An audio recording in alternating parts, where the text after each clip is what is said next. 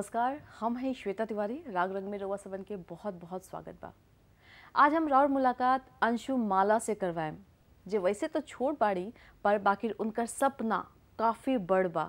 अपना इहे सपना के साकार करे खातिर वो छोट शहर से दिल्ली आयल बाड़ी, जेकरा से वो सब कुछ हासिल कैल जा सके, जेकरा के वो चाह रखेली।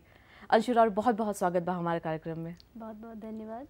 अंशु, इतना छोट उम्र में इतना बड़ बड़ सपना लेकर के तू चला तरू, कैसे? कोनो फैमिली सपोर्ट बा या फैमिली में केहू बा संगीत के लाइन में जेकरा के मतलब जे तहरा के इतना ज़्यादा पुश करता कि तरह आगे बढ़े के चाहिए?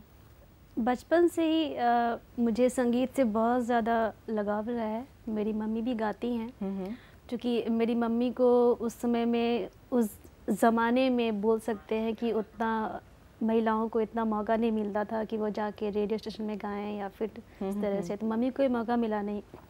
लेकिन मैं जब मुझे याद है, जब मैं बहुत छोटी थी, क्लास 1 या 2 में मैं पढ़ती थी, तो मैंने जो पहला गाना गाया था उस दिन बाल दिवस था, तो स्कूल में बोला गया कि एक भजन गाना है।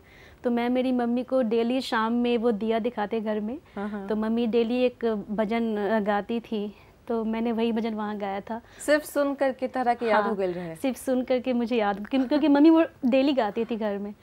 तो उस गीत को जब मैंने पहली बार स्कूल में गाया, तो मुझे जब प्राइज़ मिला और उतने सारे स्कूल के बच्चों के बीच मैंने बोला कि मैं गाऊंगी। उस समय मैं क्लास 1 में आई थिंक या 2 में थी।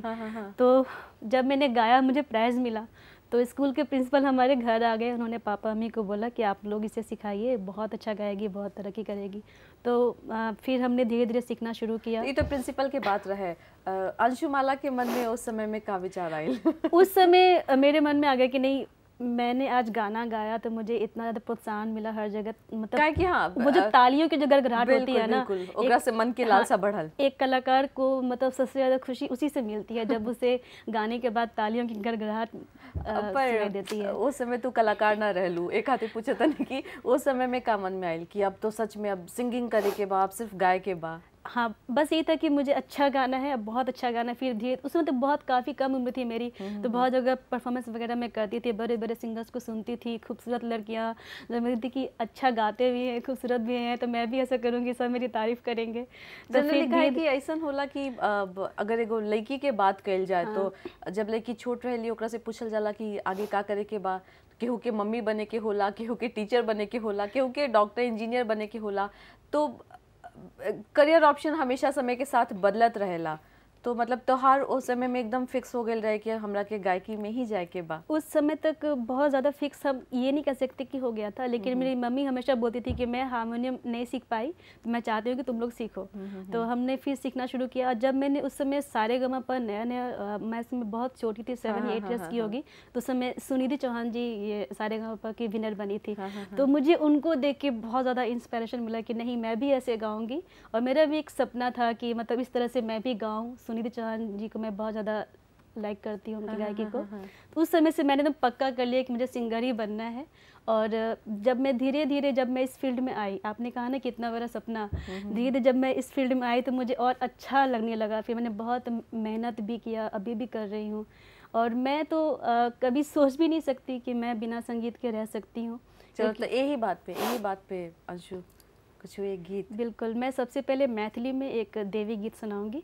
जगदम्ब ही अवलाब हमर, जगदम्ब ही अवलाब हमर, हे माय अहाँ बिनु आस ककर, जगदम्ब ही अवलाब हमर, हे माय अहाँ बिनु आस ककर, जो माय अहाँ दुख नहीं सुनबै, जो माय अहाँ दुख नहीं सुनबै, तो जाय कहू ककरा कहबै, तो जाय कहू ककरा कहबै, करू माफ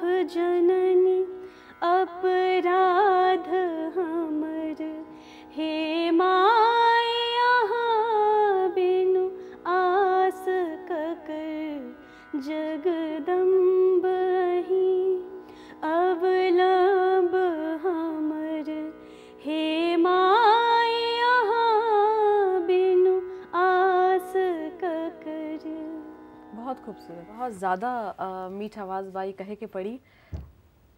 प्रॉपर वे में ट्रेनिंग लेवा तरु, प्रॉपर वे में कहीं से शिक्षा हासिल कर तरु संगीत में? जी, सबसे पहले तो मैंने घर से ही शुरुआत की पारंपरिक गीत से, जो मैंने अभी गाया मैथिली में। हमारे यहाँ देवी गीत, कोई भी पूजा वगैरह होता है, जनेऊ या शादी, तो हर जगह मतलब भगवती गीत से होता है। हाँ। तो सबसे पहले मैंने अपनी मम्मी को ही गुरु बनाया, वो मेरी सबसे पहली गुरु रही। उसके बाद जब मैं स्कूल में थी तो हमारे स्कूल में श्रीमती उषा चौधरी जी थी, तो मैं बहुत जगह प्रोग्राम वगैरह हम लोग करते थे, स्कूल से इंटर स्कूल कंपटीशन में हर जगह फर्स्ट आना।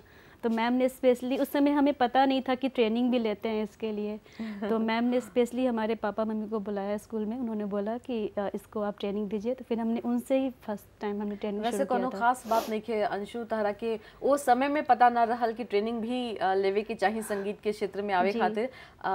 लोग के आज की डेट में भी पता नहीं है कि ट्रेनिंग भी लेवे के चाहिए संगीत के क्षेत्र में आवे खातिर। तो धीरे धीरे प्रोफेशनली कब लागल कि प्रोफेशनली घुसे के चाहिए लाइन में? प्रोफेशनली एक्चुअली मैं बचपन से ही पटना में हमारा विद्यापति पर्व समारोह चेतना समिति वगैरह होता था, और स्कूल से भी हम लोग स्टेज शो वगैरह श्री कृष्ण मेमोरियल हॉल में हम लोग गाते रहे। तो स्कूल टाइम में ही पटना में महेश भट्ट जी आए थे SK मेमोरियल हॉल में, हमने वहाँ भी प्रोग्राम किया। तो बेझिझक रहते थे, हमें थोड़ी सी भी हिचकिचाहट नहीं होती थी कि इतने बड़े आर्टिस्ट हैं, हम कैसे गाएंगे। जब मौका मिला तब हाँ, स्टेज के बिल्कुल एकदम पूरे जोश के साथ गाते थे। और लालू यादव जी भी होते थे, राबड़ी देवी जी के सामने भी कई बार गाया। तो NCC में भी थी, तो काफ़ी मौका, तो शुरू से ही मतलब कभी हिचकिचाहट नहीं रहा कि मुझे गाना है। हाँ, कॉन्फिडेंस। और प्रोफेशनली अगर बोलेंगे तो जब मैं दिल्ली में आई तब से प्रोफेशनली मैंने इसको अपनाया। स्कूल टाइम में प्रोग्राम वगैरह बचपन से बहुत किया स्टेज शो, लेकिन ये नहीं पता था कि मतलब इसको फिर ये मेरा प्रोफेशन बन जाएगा। सबसे पहले मैथिली एल्बम निकले के पीछे का राज रहे, एक बारे में बात करें मुकरा से पहले चाहे कि कुछ एक और गीत जी बिल्कुल तरह के पसंद होती है हमने के गा के? जी बिल्कुल, मैं मैथिली में एक और गीत सुनाऊंगी आपको। राजा जनक जी, राजा जनक जी, कठिन प्रण ठानल आहो राम रामा, दुवर ही राखल धनुखिया हो राम रामा, दुवर ही राखल धनुखिया हो राम रामा। राजा जनक जी, राजा जनक जी, राजा जनक जी, कठिन प्रण ठानल आहो राम रामा, दुवर ही राखल धनुखिया हो राम रामा। जे एहि धनु खाके तोरी ने राउत, जे एहि धनु खाके तोरी ने राउत, आहो राम रामा, सीता जी के ब्याही लो जैत, आहो राम रामा, सीता जी के ब्याही लो जैत, आहो राम रामा। ये मैथिली विवाह में कन्या लगन का गीत होता है, जो मेरे एल्बम का काफ़ी हिट सॉन्ग रहा है ये। प्रिय पाहुन मेरा कैसे। सवाल ये है बाकी सबसे पहले मैथिली एल्बम निकालने के पीछे क्या सोच रहे हैं? सबसे पहले मैथिली एल्बम एक्चुअली जब मैं 10th में थी तो एक सीतायन टेली प्ले करके आया था उस समय। तो पटना में बहुत अच्छे म्यूजिक डायरेक्टर और कंपोज़र हैं श्री सीताराम सिंह जी। तो उसमें काफ़ी छोटी थी मैं, तो सबसे पहले उनके इसमें गाने का मौका, जिसमें काफ़ी सारे एक्टर एंड एक्ट्रेस थे, तो वो मैथिली में ही था। तो मैं उससे काफ़ी ज़्यादा इंस्पायर थी, और मैथिली लोकगीत के मिठास से, चूँकि मम्मी से भी इंस्पायर थी मैं, मुझे काफ़ी पसंद था शुरू से ही। तो जब मैं दिल्ली आई तो मैंने मतलब कोशिश किया कि मैथिली एल्बम कहाँ से क्या है, कुछ आइडिया वैसा था नहीं कि क्या कैसे। तो फिर गंगा कैसेट से मुझे मौका मिला, तो मैंने प्रिय पाहुन, क्योंकि उसमें जितने भी सॉन्ग्स थे कुछ मेरी मम्मी के थे तो सारे पारंपरिक ही, लेकिन मम्मी के कुछ गीत का वो संकलन था, और कुछ हमारे एक और गुरुजी हैं श्री हृदय नारायण झा जी, सबका साथ लेकर के तू गई। हाँ। अंशु तरह से बहुत सारा बात करें, बहुत सारा अलग अलग गीत भी सुने। फिलहाल रुका तनी एगो छोट ब्रेक खाते, रवा बनल रही हमरा साथे।